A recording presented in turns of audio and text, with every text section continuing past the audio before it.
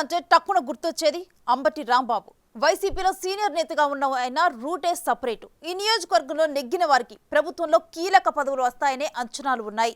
Party ఏదైనా కొన్నేళ్లుగా అదే విధానం సాగింది.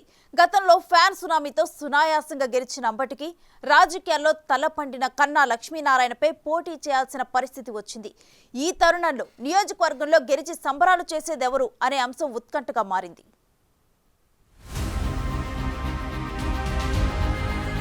2024 ఎన్నికలు సత్తెనపల్లి నియోజకవర్గానికి ఛాలెంజ్గా నిలిచాయి.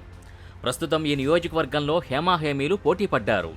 వైసీపీ నుంచి మంత్రి అంబటి రాంబాబు పోటీ చేయగా, తెలుగుదేశం నుంచి మాజీ మంత్రి కన్నా లక్ష్మీనారాయణ బరిలో ఉన్నారు. ఇద్దరూ కాపు సామాజిక వర్గానికి చెందిన నేతలే కావడంతో సహా వాగ్దాటిలో కానీ రాజకీయాల్లోనూ ఇద్దరే అనడంలో ఎలాంటి సందేహం లేదు. ఇద్దరిది గుంటూరు జిల్లా అయినా నియోజకవర్గానికి మాత్రం ఇద్దరు స్థానికేతరులే. రాష్ట్రంలోనే సీనియర్ నేతగా గుర్తింపు తెచ్చుకున్న కన్నా గుంటూరు నుంచి వచ్చి ఇక్కడ పోటీ చేయగా, రేపల్లి నియోజకవర్గం నుంచి అంబటి బరిలో నిలిచారు. దీంతో ఈసారి ఓటర్ తీర్పు ఎలా ఉంటుందనేది సర్వత్రా ఆసక్తిగా మారింది.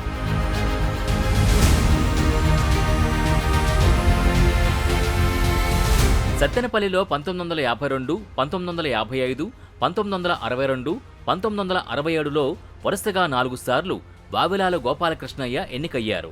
1955లో సిపిఐ తరపున, మిగతా సార్లు స్వతంత్ర అభ్యర్థిగా ఆయన పోటీ చేయడం గమనార్హం.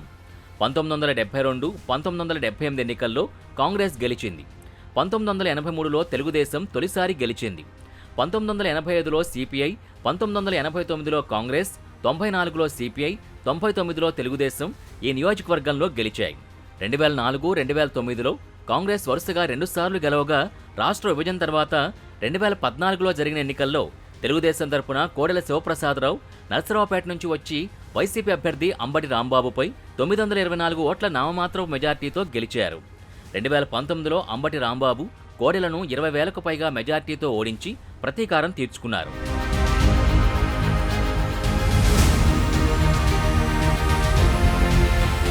సత్తెనపల్లిలో ఎవరు గెలిస్తే ఆ పార్టీ అధికారంలోకి వస్తుందనేది రాజకీయ పార్టీల్లో బలమైన విశ్వాసం. అక్కడ గెలుపు కోసం సర్వశక్తులు ఒడ్డుతుంటారు. ప్రస్తుతం నియోజకవర్గంలో వైసీపీ నుంచి అంబటి రాంబాబు గెలిచిన, టీడీపీ నుంచి కన్నా లక్ష్మీనారాయణ గెలిచిన రాష్ట్ర కేబినెట్లో స్థానం ఖాయమనే చర్చ జరుగుతోంది. దీంతో గట్టి పోటీనే ఇద్దరు ఎదుర్కొన్నారనే వాదన ఉంది. ఇద్దరూ ప్రజలతో మమేకమయ్యే నేతలు కావడంతో ఎవరు గెలుస్తారనే అంశం టెన్షన్గా మారింది. కొన్ని అంశాల వారీగా చూస్తే తమదే విజయమని టీడీపీ చెబుతుండగా, ప్రభుత్వ పథకాలు తప్పకుండా తమని గెలిపిస్తాయనే భావనలో అధికార వైసీపీ ఉంది. పైగా అంబటి రాంబాబు అంటే తెలుగు రాష్ట్రాల్లోనూ ప్రత్యేక ముద్ర వేసుకున్న నేత. ఆయన మాటలైనా, డాన్సులైనా ఏం చేసినా అదో సంచలనంగా మారుతుందనేది నిరూపితమైంది. నీకు ముఖ్యమంత్రి ఎలా వచ్చిందో మాకు తెలియదు, మీ మా దగ్గర నుంచి కొట్టే సంగతి ఎన్ని చెప్పుకోవాలా, అన్ని రాష్ట్ర ప్రజలకు తెలుసు. అందుకని నువ్వు ఈ దెబ్బతో తెలుగుదేశం దివాళా తీయబోతుంది. మళ్ళా తెలుగుదేశం చరిత్రలో కనపడదు, బీజేపీలోకి సర్దుకుంటుంది. ఇది అందరికీ తెలిసినటువంటి విషయమే. ఈ రాష్ట్ర ఎన్నికల తర్వాత జగన్మోహన్ రెడ్డి గారు ముఖ్యమంత్రి కాబోతున్నారు. ఆ ముఖ్యమంత్రి అయిన తర్వాత చంద్రబాబు నాయుడు గారు వెళితే జైలు కన్నా వెళతారు, లేకపోతే మోడీ గారి పార్టీలో విలీనమైనా చేస్తాడు. ఇవాళ నేను చెప్పాను. Please underline this point. TDP తరపున కన్నా లక్ష్మీనారాయణ కాకుండా వేరే ఇతర వ్యక్తి అయితే వైసీపీ విజయం తథ్యమయ్యేదని, కానీ ప్రస్తుతం ఆ పరిస్థితి లేదని రాజకీయ వర్గాలు చెబుతున్నాయి. పైగా కూటమి తరపున కన్నా పోటీ చేయడంతో జనసేన, బీజేపీ పార్టీల ఓట్లు ఆయన కలిసొచ్చే అవకాశాలు మెండుగా ఉన్నాయనే వాదన ఉంది. నియోజకవర్గంలోని అనేక ప్రాంతాల్లో లక్ష్మీనారాయణకు బలమైన క్యాడర్ ఉంది. ఇది ఆయన విజయానికి కలిసి వస్తుందనే ధీమాతో టీడీపీ నేతలున్నారు. గతంలో మంత్రిగా అందించిన సేవలతో పాటు జనసేన, ఎంఆర్పీఎస్ మద్దతు లక్ష్మీనారాయణకే ఉంది. వైసీపీకి దూరంగా ఉంటున్న సామాజిక వర్గాల్ని తన వైపు తిప్పుకోవడం, టీడీపీ టికెట్ ఆశించిన మాజీ ఎమ్మెల్యే వైవి ఆంజనేయులు, కోడెల శివరాం, మల్లిని కలుపుకుని పోవడం లక్ష్మీనారాయణకు కలిసొచ్చే అంశంగా మారుతుందనేది రాజకీయ వర్గాల్లో టాక్.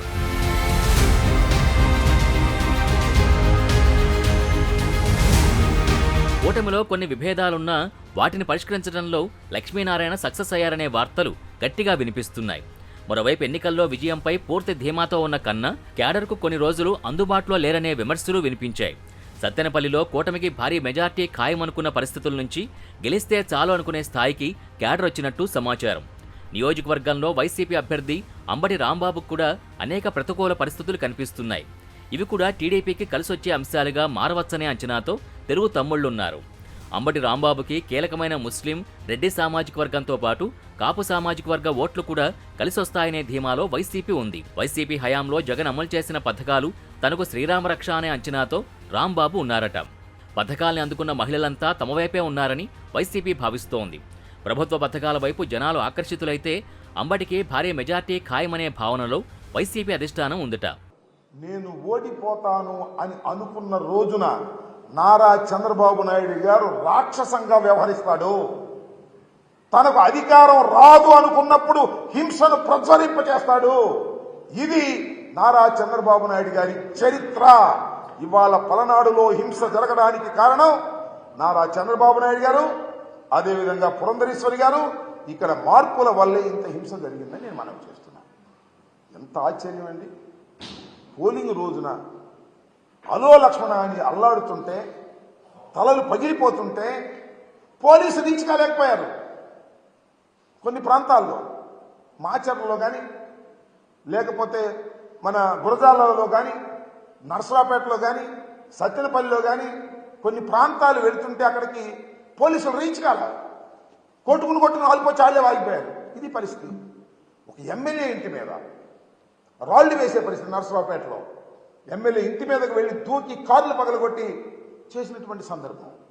అదేవిధంగా నాకు సంబంధించి నా చీఫ్ ఎలక్షన్ ఏజెంట్ నా సన్నిలా వెళితే కారు మొత్తం పగలగొట్టారు. కంప్లైంట్ చేస్తే పోలీసులు రారు. నియోజకవర్గంలో కీలక ఓటు బ్యాంకుగా ఉన్న కాపు సామాజిక వర్గం ఓట్లు ఎవరి వైపు మళ్లాయనేది చర్చనీయాంశంగా మారింది. ఫైర్ బ్రాండ్ ఇమేజ్ ఉన్న అంబటి చాలాసార్లు జనసేన అధినేత పవన్ కళ్యాణ్ని టార్గెట్ చేస్తూ వచ్చారు. ఆయన వ్యవహార శైలితో పాటు పెళ్లిళ్ల అంశంపైన ఘాటు వ్యాఖ్యలు చేశారు.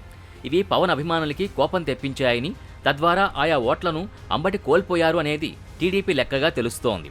హోరాహోరీగా జరిగిన ఎన్నికల్లో విజయం ఇరువైపులా దోబూచులాడే అవకాశమున్న నేపథ్యంలో అంబటి మరోసారి సంబరాలు చేసుకుంటారా లేదా అనేది మరికొన్ని రోజుల్లోనే తేలనుంది.